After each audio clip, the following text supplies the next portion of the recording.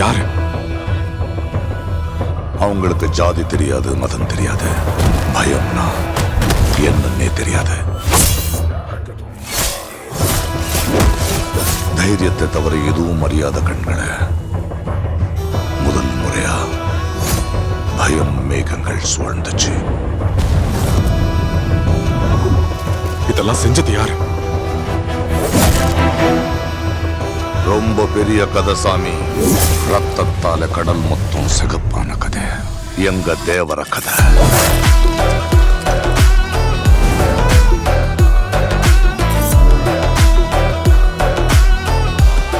மனுஷனுக்கு வாடுற அளவுக்கு தைரியம் இருந்தா போதும், கொள்ற அளவுக்கு தேவையில்லை.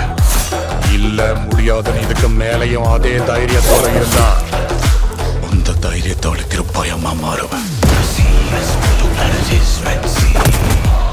நீ இருக்கிற வரைக்கும் இந்த மலை மேல நீ சொல்றதுதான் வாக்கு தேவரா. தேவராவை கொல்லணும்னா சரியான சமயம் மட்டும் இல்ல, சரியான ஆயுதமும் கிடைக்கணும்.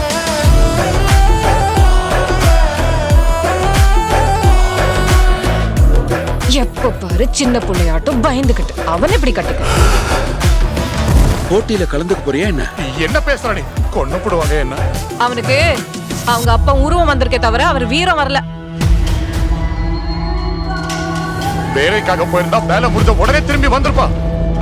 முரட்டு புடிவானத்துல போயிருக்கா அவனோட பையன்.